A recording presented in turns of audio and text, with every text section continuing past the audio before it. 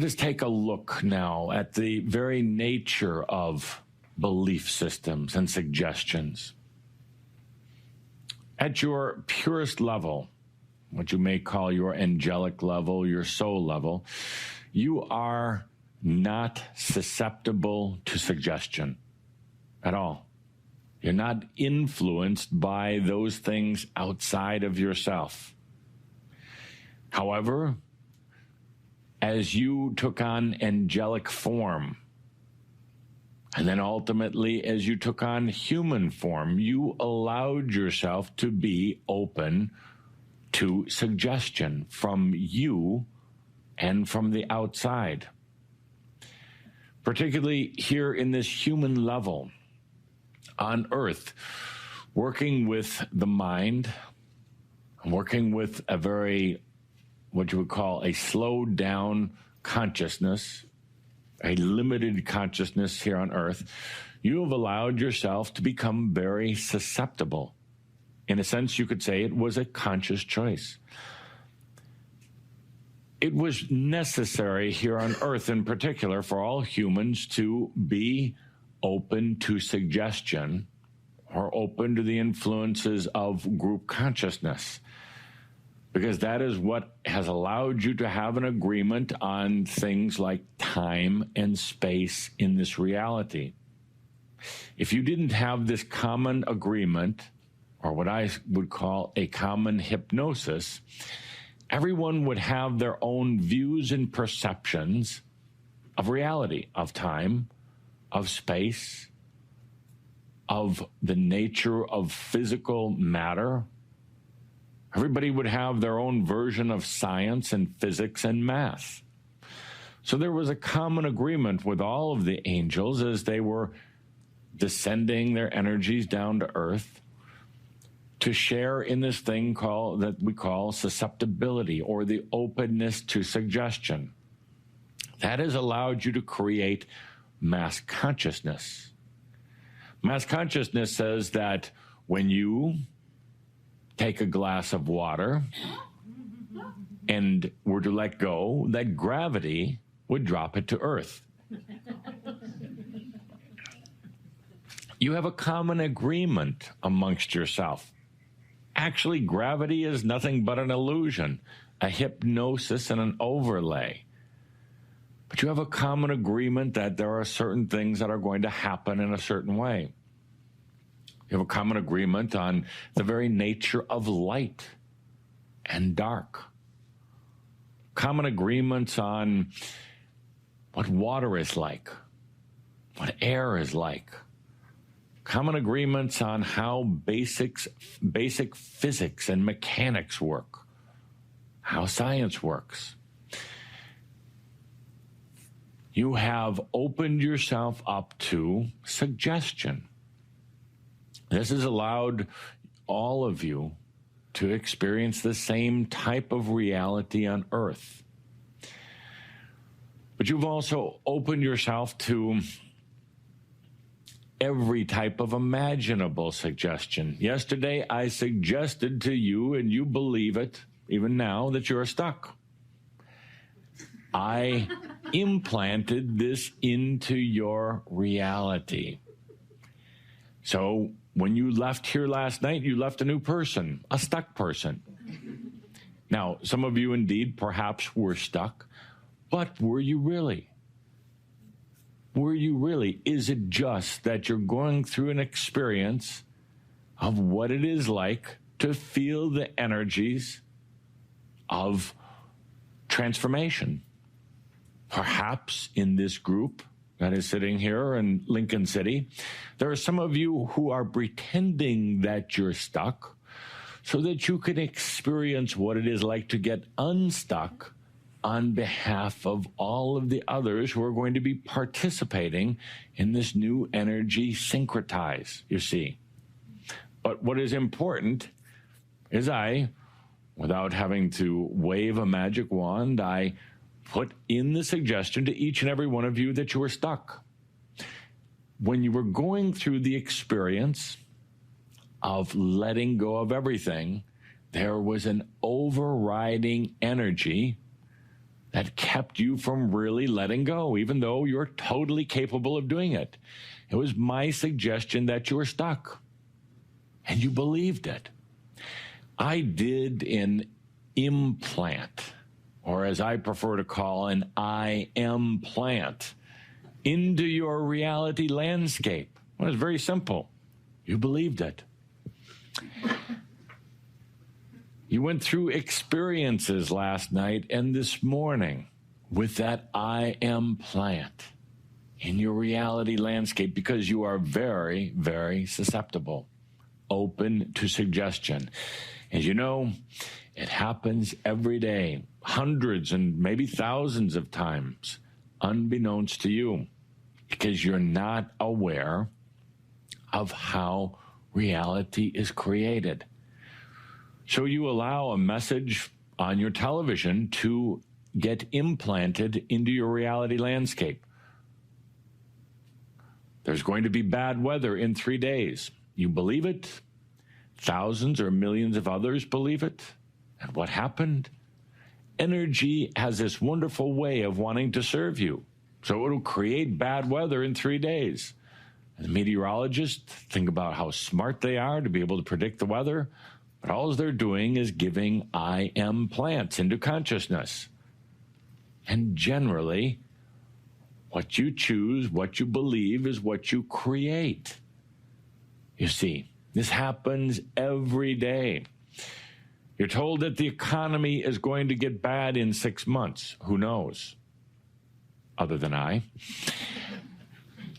This goes out into consciousness, and you see an immediate reaction. That day in the stock market, the economy starts going bad. It is an I am plant, an implant that has gone out into consciousness. You know, we've talked about in other gatherings, energy will always serve you. It will always serve you. What you may consider good or bad, energy is always serving you. It is always coming in to validate your belief systems. Belief systems, particularly the ones that you own for yourself, are very, very potent. They attract energy from the outside and from the inside to validate or to help create the reality. And that's what you are doing every moment of your life. Every belief system is calling out for energy to come in and validate it so that you can experience it. Now, we've gotten into this whole thing of saying that you're not consciously choosing it. You feel somehow it's grander, more powerful, higher than you. So you're just barely surviving, just barely getting through. Because again, you've led yourself to believe that. You can choose consciously to let go of that. You can choose your reality for yourself. But it's important to understand how belief systems get in the first place. Let's take a look at it. Use your imagination for a moment here, because it is, first of all, highly underused, and it is one of the most valuable tools that you have. Your imagination is so powerful, if you would call that, or is so grand, that you're actually afraid to use it.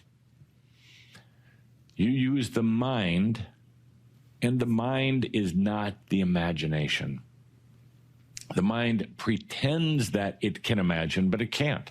The mind can only dig up records from the past, try to recreate or reassemble them in the moment to give you an indication or a feeling of imagination, but it's not. It's historical data that's been brought into the moment to try to give you a picture of potentials of the future. Actually, imagination is one of the most liberating, freeing things that you have as a human, especially when you allow the imagination to surpass or to transcend the mind. The imagination is that creative part of you that will help break through some of the barriers, help get you out of first gear. Use imagination for a moment. Your life is like a huge landscape. A landscape. Now, perhaps it's a forest and lakes and hills and valleys with a beautiful blue sky and some fluffy clouds, with some chasms, with some little streams and brooks. Beautiful picture.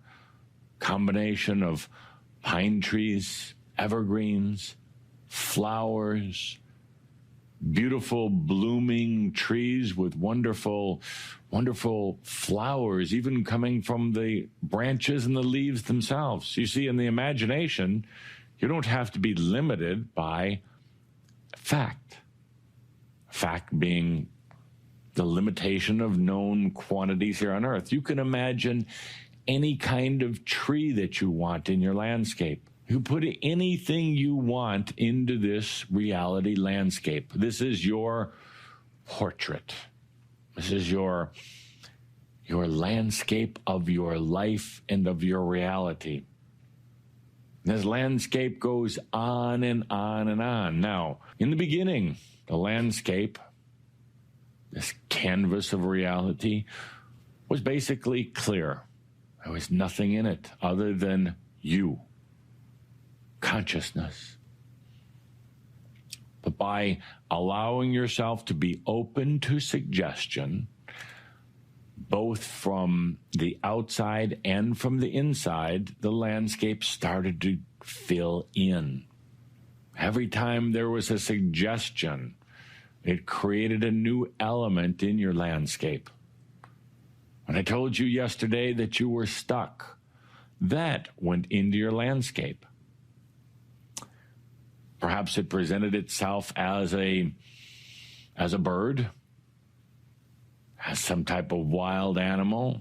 Perhaps it just went subtly floating down into your landscape as a seed, laying upon the ground, ready to germinate whenever it was appropriate. In your landscape are all of the suggestions, all of the overlays, and all of the hypnotic influences from any of your past lives and from this lifetime as well. That is why it will appear that this landscape that you have goes on and on and on. Every day, you are exposed to thousands and thousands and thousands of suggestions that somehow find their way into your reality landscape. So as you wander through your reality landscape after this session, I want you to be very aware of everything. Look underground, not just on the surface. Look what is happening above that tree.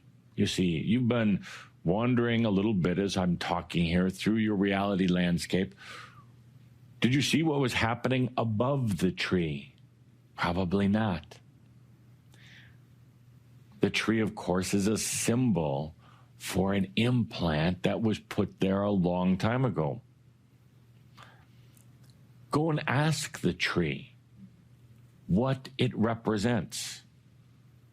What was the hypnotic suggestion that was I am planted into your landscape and that you've allowed to thrive there? You've allowed it to grow there. Every one of these things are a hypnotic suggestion coming into your reality, into your landscape, and then you own it. You let it stay there. It never occurred to you that you can clear your landscape. It never occurred to you that you can let everything go. You can start fresh if you want.